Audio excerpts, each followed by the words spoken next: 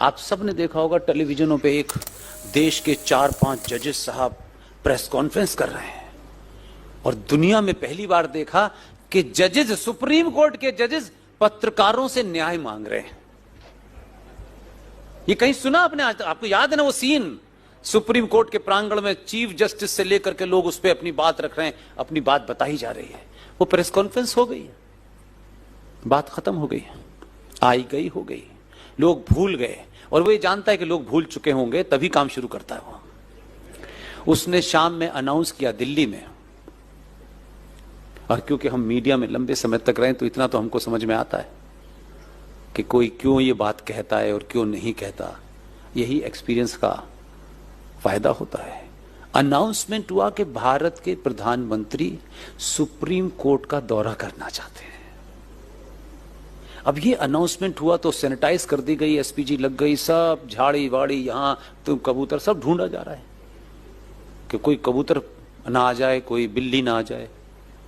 अब आप ये तो मानेंगे कि जिस इंस्टीट्यूशन को वो देखने जा रहा है उस इंस्टीट्यूशन का टॉप वही घुमाएगा, कोई किलर तो घुमाएगा नहीं, घुमाएगा। और ये भी समझ में नहीं आया कि जब 15 साल गुजरात में था तब तो अदालतों के इतने चक्कर काटे, फिर क्या अदालत में देखना क्या चाहता है? इसे क्या देखना है? कोई सौंदर्यीकरण देखना है, कोई फूल पत्ती ढूंढनी है? तो वो जो छोटे वाले थे ना, छोटे से साइज के चीफ जस्टिस, उनको भी लगा कि आज पूरा घुमा ही दूंगा मैं इसको, इधर जा इधर जा इधर जा इधर जा। पूरा देश देख रहा है कि वो चीफ, और वो क्या कहते हैं, बताइए जज साहिबान कहां बैठ के फैसला देते हैं? यहां बैठ के देते हैं। यहां कैसा है, ये कैसा है? जब सब कुछ हो गया, उसके कदम तेज तेज थे और उनको छोटे थे कदम, उनके कदम छोटे छोटे थे हो गए, तो उनसे बोले, एक पर्चा निकाला, ये देखा है आपने? बस नमस्कार, पूरा हो गया। और जज साहब बाहर आए। जज साहब बोले, राम मंदिर पे फैसला 40 दिन में दूंगा। कुछ लोगों को समझ नहीं आया कि ये कौन सा इंजेक्शन लगा है।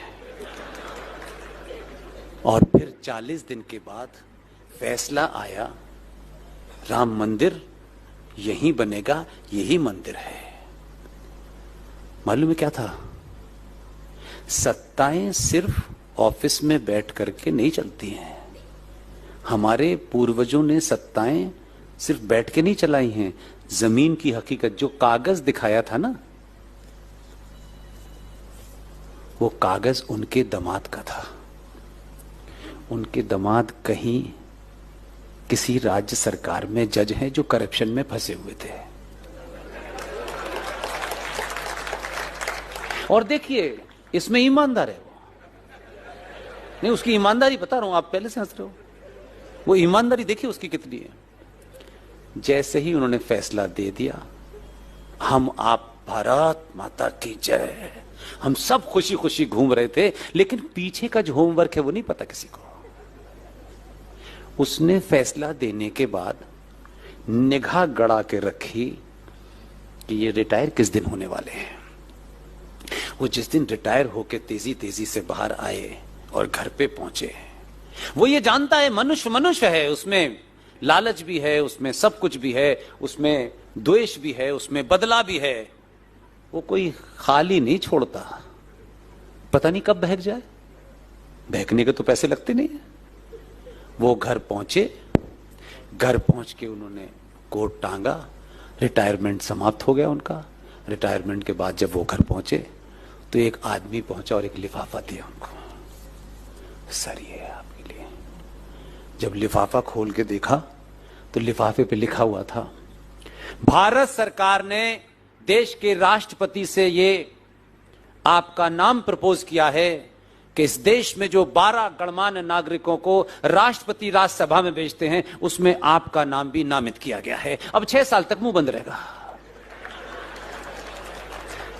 राम मंदिर का फैसला आ गया। आप समझ रहे हैं? इसलिए मैंने कहा कि भाई, जो दिखता है उसके पीछे भी कुछ होता है।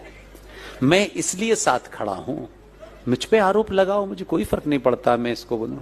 मैं ऐसे योद्धाओं को बार बार चुनूंगा, 1000 बार चुनूंगा और चुनता रहूंगा। मुझे उसने क्या किया है, न मुझे आलू में इंटरेस्ट है, न प्याज में इंटरेस्ट है। ये जीवन है, जीवन में कभी प्याज कम होगी, सस्ती होगी, लेकिन हमारी सभ्यता जिसके नाम लेने से आपको दुनिया में यह गर्व हो कि हमसा न कोई था न हो सकता है, अगर उसकी स्थापना में अगर राजा ने कुछ ऊपर नीचे भी किया है तो भी सही है।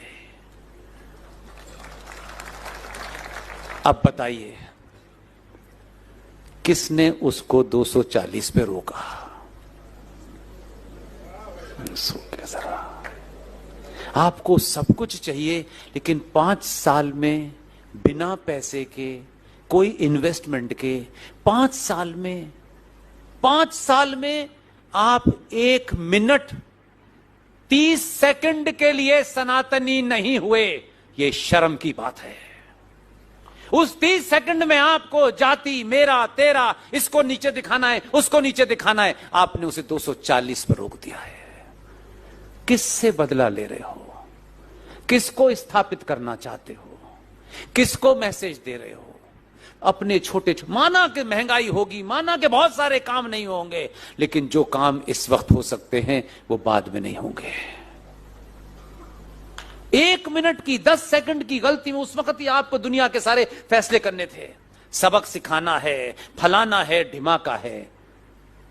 मैं फिर कह रहा हूं, शांति बनाए रखिए।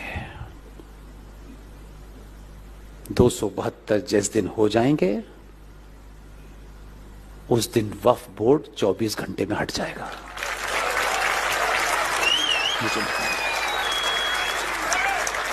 इसलिए आपने अगर गलती कर ली है और प्रायश्चित है तो दोबारा गलती मत कीजिएगा।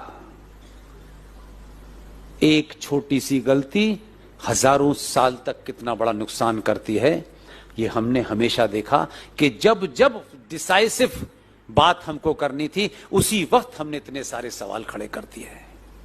अगर इतिहास में चचा फूल वाले को प्रधानमंत्री बना दिया गया, जिसको उस अपनी पार्टी के लोगों ने अध्यक्ष नहीं बनाया, वो इस देश का पहला प्रधानमंत्री हो गया। और ये गलत नैरेटिव सेट कर दिया, झूठ बोला कि 15 अगस्त 1947 को जवाहरलाल नेहरू ने शपथ ली थी।